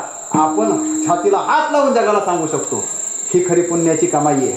म्हणून मी विनंती करतोय, सर्वांच्या चरणावर प्रार्थना करतोय, एवढी संधी साधा. काय नाही, आता इथून पुढं आपलं आयुष्य कुणाचं आहे कुणालाच भरवसा नाही, क्षणभंगुर नाही भरवसा. बरं बाबा गेलेत आपले, त्याच्यानंतर बाबांच्या मुलांपैकी 2 राहिलेत, म्हणजे बाकीचे सुद्धा. आणि बाकीचे जे आता शिल्लक आहेत, जे नातू आहेत पंतू आहेत, ते सध्या एक दिवस काय होणार आहे, जाणारच आहे. मग जाण्याच्या अगोदर त्यांचं स्मरण करण्याची, त्यांचं पुण्य स्मरण करण्याची जशी आपल्याला बुद्धी होती, तसं आपल्या मागच्यांना सुद्धा आपलं पुण्य स्मरण करण्याची बुद्धी व्हायला पाहिजे ना. त्याच्याकरता आपल्याजवळ काय असलं पाहिजे, स्मरण करण्याकरता काय असलं पाहिजे, पुण्य असलं पाहिजे. म्हणून मी म्हटलं हा पेरायचा काळ आहे. आता गोरा बाबा, तुमची ही शेवटची वेळ आहे. परत उद्या तुम्ही जर तसे निघून गेले, मी तुम्हाला तुमच्या चरणाला लागून विनंती करतोय, शिक्का मला नाही एवढं करा. कारण आणि मी घरच्यांना पण सगळ्यांना विनंती करतोय, बस आम्हाला तुमच्याकडनं दुसरं काहीच अपेक्षित नाही. एवढं केलं ना, बाबांचं पुण्यस्मरण, बाबांना श्रद्धांजली, त्यांना सद्गती आणि सगळ्या परंपरेला, सगळ्या कुटुंबाला, सगळ्या आपल्या पूर्वजांना सद्गती मिळाली.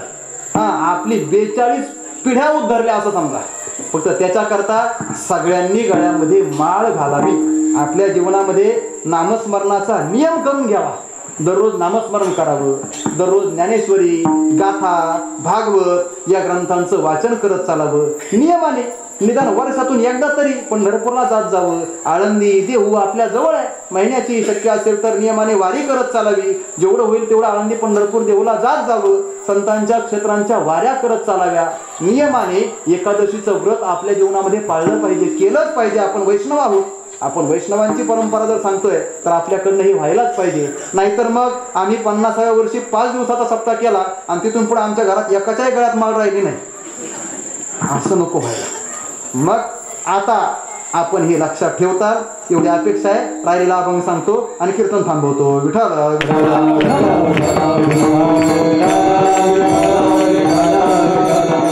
नामदेवरायांची अपेक्षा आहे, आकल्प आयुष्य व्हावे तया कुळा.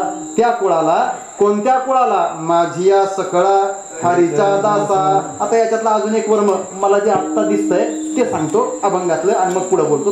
थोडा वेळ बोलणार आहे, 10-15 मिनिटात, 10 मिनिटात थांबणार आहे. काय नामदेवराय ज्यांचं वर्णन करतायत, ज्यांच्यासाठी मागतायत ना, ते सगळे मग ते हरीचे दास, ते विष्णुदास किंवा संत मंडळी किंवा ज्या मुखी निधान पांडुरंग हे म्हणत असताना त्यांना त्यांना त्यांना असं म्हणतायत. पण त्याच्यातला अजून एक नामदेवरायांचा विशेष शब्द तुम्ही बारकाईने पाहिला पाहिजे. माझिया सकळा हरीच्या दासा. पुढं माझिया विष्णुदासा भाविकासी. या विष्णुदासांना, हरिदासांना, संतांना, पारमार्थिक साधकांना नामदेवराय माझं म्हणतात. करा ना. एवढं जर आपण केलं ना, नामदेवरायांचे आपण होऊ. आणि नामदेवरायांनी आपल्याला माझं म्हणावं, याच्यापेक्षा या जगात दुसरं सुख तरी काय. आपल्याला जर जीवनात कमवायचं असेल तर संतांनी आपलं म्हणावं. एखादा पुढारी येईल, एखादा मंत्री येईल, एवढा राजकारणी येईल आणि एखादा पैसावाला येईल, सत्ताधीश येईल, कोणी येईल आणि त्याने आपल्याला आपलं म्हणावं, तर त्याची संपत्ती जोपर्यंत आहे तोपर्यंत त्याच्यात आनंद, त्याची सत्ता जोपर्यंत आहे तोपर्यंत त्याचं सुख. पण संतांनी माझं म्हणण्यामध्ये कल्पांतापर्यंत सुख मिळणार आहे. थोडंसं कमी पडतंय. कल्प जरी सरला तरी संतांनी माझं म्हणण्यात असणारा आनंद, हे सुख सरणार नाही, संपणार नाही, याची मर्यादा करता येणार नाही. विठ्ठल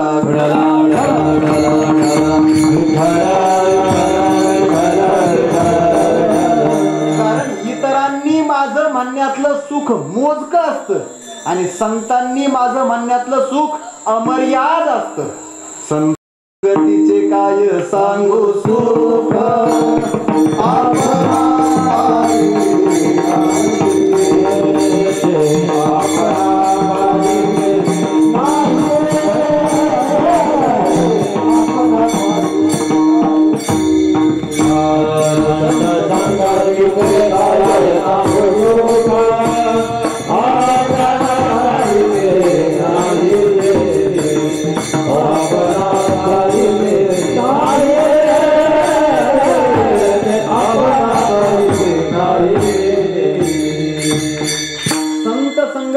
सुख काय सांगू, किती सुख आहे. सुख या संत समागमे नित्य दुनावे तुझिया नामे. संतांनी माझं म्हणण्यामध्ये जो आनंद आहे, जे सुख आहे ते लोक विलक्षण सुख आहे. हे सुख संतांच्या समागमातलं सुख, संतांच्या आपुलकीतलं सुख, संतांच्या स्वीकारातलं सुख हे जगातल्या कुठल्याही भोगाशी तुलनेला येऊ शकत नाही. असं सुख आपल्याला मिळणार आहे. फक्त त्याच्याकरता नामदेवरायांनी आपल्यालाही म्हणावं, माझी असं कळा हरीच्या दासा. नामदेवराय म्हणतायत, या माझ्या हरीच्या दासांना काय मिळावं?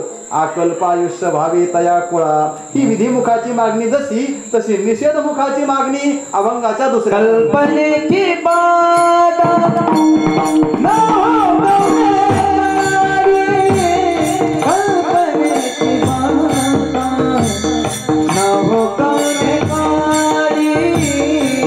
कल्पनेची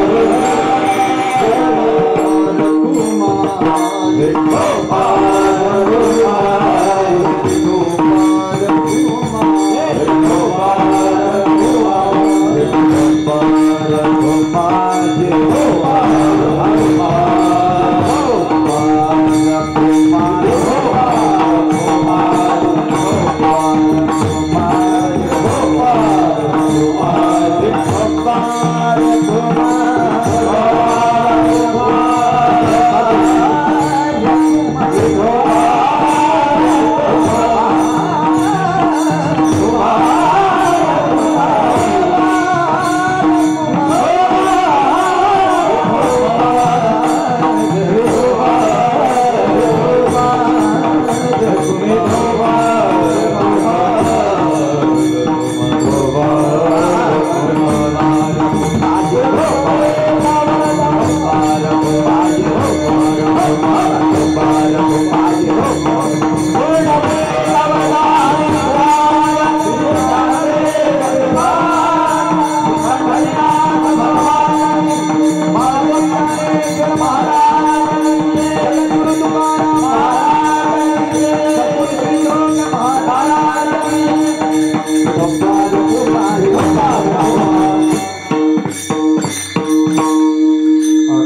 आयुष्य व्हावी तया फळ माझी सकळ हरीच्या दास कल्पनेची बाधा न हो कवनी काळी ही संतम नवी सुखी असो. वेळ संपलाय आपला. सर्व अभंगाचा अर्थ सांगतो.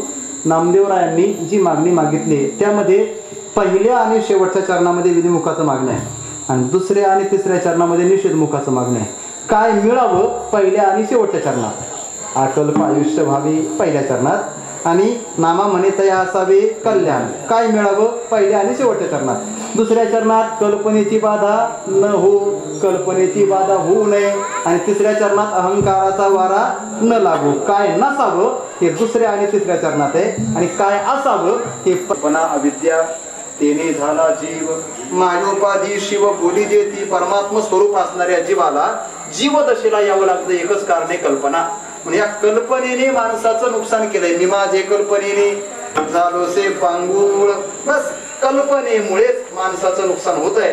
जीवाचं अधःपतन होत आहे. म्हणून कल्पनेची बाधा न हो कवने काळी एक आणि दुसरं या कल्पनेतला सगळ्यात शिरजोर असणारा जो आहे तो आहे अहंकार.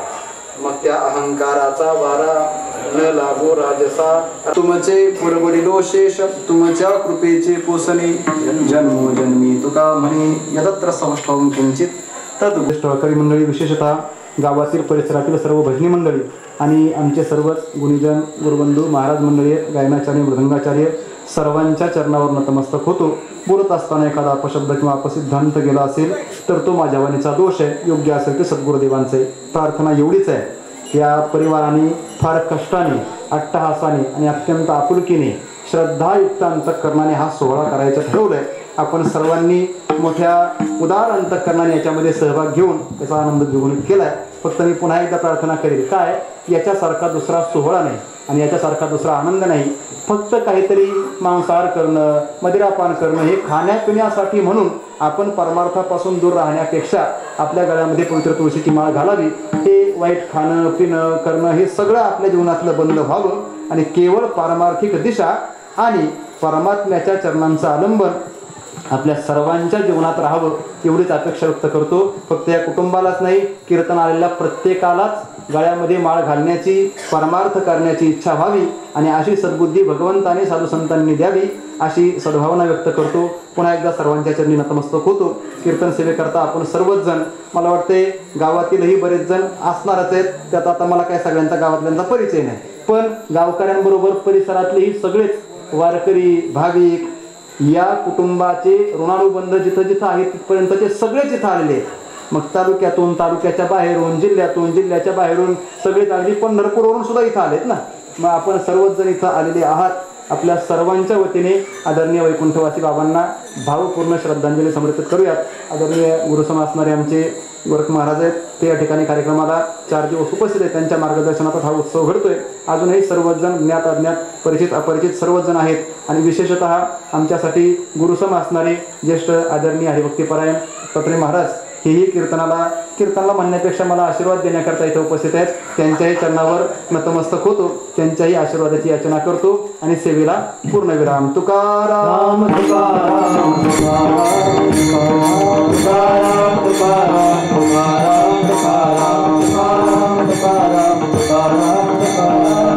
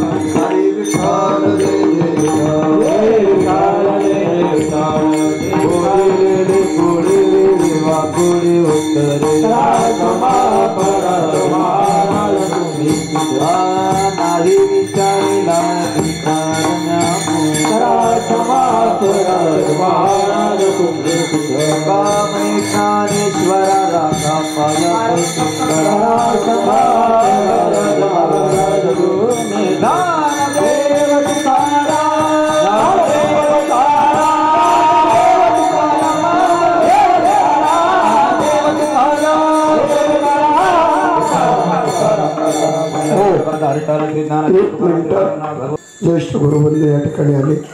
दत्तात्रेय महाराज आले. या 2 मंडळीचा सत्कार केला की माझा विषय संपला. चला आणि या कुळातले कोण असतील तर माळ घालणार असतील तर त्याला फुकाट माळ दिली जाईल। एकही रुपया घेतला जात नाही माझ्यातर्फे, किलोभर पेड आहे सकाळ। आणि लई एखादा खळेला आला तर त्याला पोषक बी करतो। ढोबळे परिवारातल्या या 5 मुलांच्या नातू पंतू कोण तयार, उठू नका, 1 मिनिट उठू नका। रोज तुम्हाला त्रास दिलाय का? आज शेवटचा दिवस आहे, सकाळ फुलाचं कीर्तन होणार आहे, कार्यकर्ते सांगतील सगळं। हे घ्या ना बुक्का,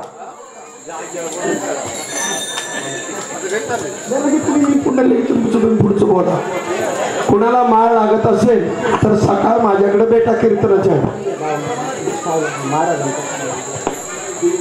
नाही तुम्ही द्या, तुम्ही असल्या मोठी माणसं असले माझ्यासारखे वारकरीच काय काम आहे? द्या द्या, कोण द्यायचं तुमच्या? एक पुढं या ना, दोन्ही महाराजांचे द्यायचे, 2 जण या। अहो त्यांचा तुम्ही करा, उठा तर इकडे या पुढे तुम्ही। काठी, त्या काडीला गुल लावल्याशिवाय ओढेल कशी? तुम्ही लांबच बघताय काठी डुसरून। 2 मिनिटं। आणि या सप्ताहामध्ये सगळ्यात कौतुक करावं ते जी तरुण मंडळी वाढपे आहेत ना, बर का, वाढपी मंडळीचं कौतुक करण्याचं आहे। वारकरी काकडा करतील यात प्रश्न नाही, लग्नात भाडुत्री वाढपे असतात, पण स्वयंपूर्तीनं एवढे गोड ही तरुण मुलं वाढतात। आमच्या वारकऱ्यातर्फे आणि ढोबळे परिवारातर्फे निश्चित त्यांचं ऋणानुबंध व्यक्त करतो। पुंडली गवरदा हरिविठ्ठल श्री ज्ञानदेव। आता उद्या सकाळचे कार्यक्रम आणि काही सूचना असतील ते कार्यकर्ते सांगतील। बस सगळ्या पुन्हा या महाराज।